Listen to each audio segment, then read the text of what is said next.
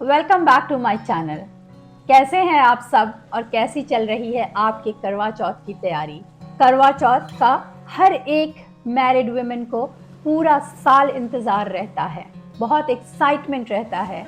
पूरे साल हम अपने लिए अगर समय ना निकाल पाएँ, लेकिन आज के दिन हम सब पार्लर जाकर अपने शौक पूरे करते हैं, अपनी ग्रूमिंग पर ध्यान देते हैं और हम उस दिन सबसे सुंदर दिखना चाहते हैं। ऐसा माना जाता है कि करवा चौथ का फास्ट करने से आपके पति की आयु लंबी होती है और आप दोनों के बीच प्यार बढ़ता है।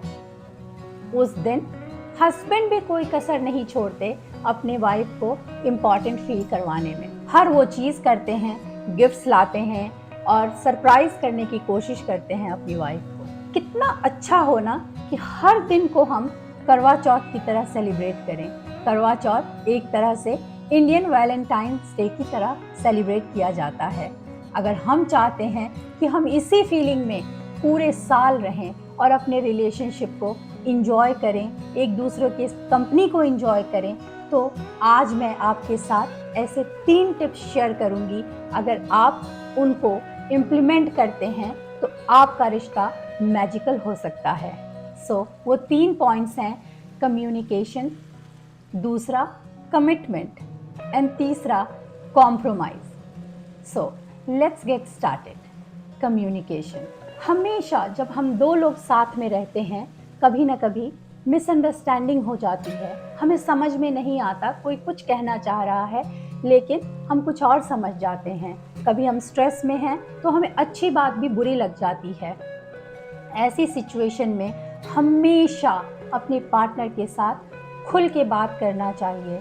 हमेशा कोशिश करनी चाहिए कि हम दोनों एक दूसरे को एक्सप्रेस कर पाएँ, हम क्या फील कर रहे हैं, क्या बुरा लगा है। अगर हम ऐसा करते हैं तो हमारे रिलेशनशिप में बहुत गर्माहट बनी रहती है, हमें एक दूसरे पे ट्रस्ट रहता है और कभी भी कोई मिसअंडरस्टैंडिंग हमारे रिलेशनशिप को ख़राब नहीं करता। ये कम्युनिकेशन का मतलब है कि दोनों को इक्वल अपॉर्चुनिटी देना अपना पॉइंट ऑफ व्यू एक्सप्रेस करने के लिए।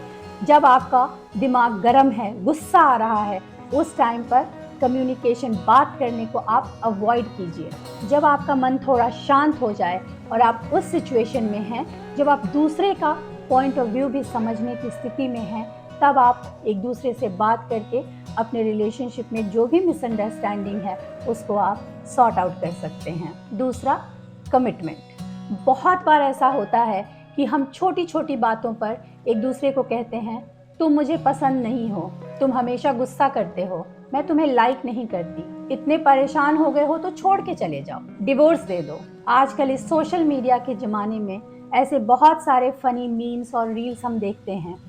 उनमें ये सब चीज़ें जोक के फॉर्म में कही जाती हैं, पर हमारी ज़िंदगी कोई मजाक नहीं है। जब हम ऐसे शब्दों का इस्तेमाल अपने रिलेशनशिप के लिए करते हैं तो हम क्या अट्रैक्ट करना चाह रहे हैं, हम वैसी ही ज़िंदगी अपने लिए अट्रैक्ट करना चाहते हैं। कमिटमेंट का मतलब है हमने शादी की है, हमने एक दूसरे को प्रॉमिस किया है, अब हम एक दूसरे के साथ रहेंगे। छोटी छोटी मिसअंडरस्टैंडिंग हुई है, हम उसको सॉर्ट आउट कर लेंगे। हमें लड़ाई और झगड़ों में कभी ऐसे शब्दों का इस्तेमाल नहीं करना चाहिए, क्योंकि जब गुस्से में आप कुछ ऐसे शब्द बोल जाते हैं तो कहीं ना कहीं आपके सबकॉन्शियस माइंड में वो चीज़ें चल रही होती हैं, इसीलिए आप इन बातों को कहते हैं। तीसरा, कॉम्प्रोमाइज़। कॉम्प्रोमाइज़ को हमेशा नेगेटिव तरीके से लिया जाता है।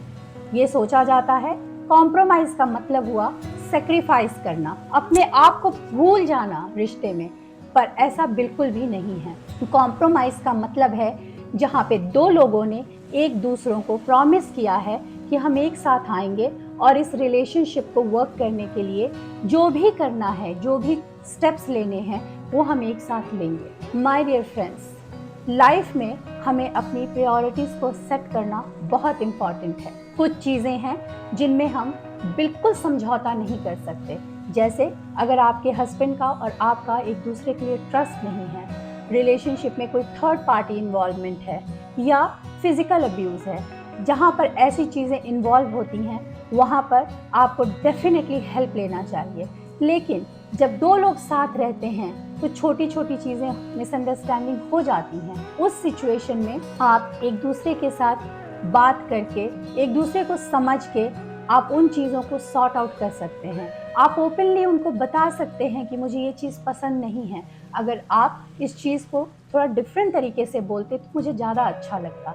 तो हमें हमेशा कोशिश करनी चाहिए कि हम अपने रिश्तों में हमेशा एक दूसरे को अंडरस्टैंड करने की कोशिश करें, समझें कि वो कहाँ से आकर के ये बात बोल रहा है। माय डियर फ्रेंड्स, आपको हमेशा याद रखना चाहिए कि क्रिटिसिज्म हमें प्राइवेट में करना चाहिए और एप्रिसिएशन पब्लिक में करना चाहिए। अगर आपको आपके पार्टनर की कही हुई कोई चीज़ अच्छी नहीं लगती तो आप उनको प्राइवेट में बता सकते हैं कि मुझे ये चीज़ अच्छी नहीं लगी, तुम इसको इम्प्रूव कर सकती हो। और पब्लिक में उनको एप्रिशिएट कीजिए। छोटी छोटी चीज़ें जो वो आपके लिए करते हैं उनको आप एप्रिशिएट करेंगे तो आप एप्रिसिएशन को अपनी ज़िंदगी में अट्रैक्ट करना शुरू कर देंगे। सो ये छोटे छोटे टिप्स हैं पर इनके मैजिकल इफ़ेक्ट हैं जो आपकी ज़िंदगी को कम्प्लीटली ट्रांसफॉर्म कर देते हैं। सो माय डियर फ्रेंड्स, आप भी इनको अपनी ज़िंदगी में इम्प्लीमेंट कीजिए और देखिए कि आपका रिश्ता कैसे जादू की तरह बदल जाता है और पूरे ज़िंदगी भर आप एक दूसरे की कंपनी को एंजॉय करते रहेंगे। Thank you so much for watching. God bless you all.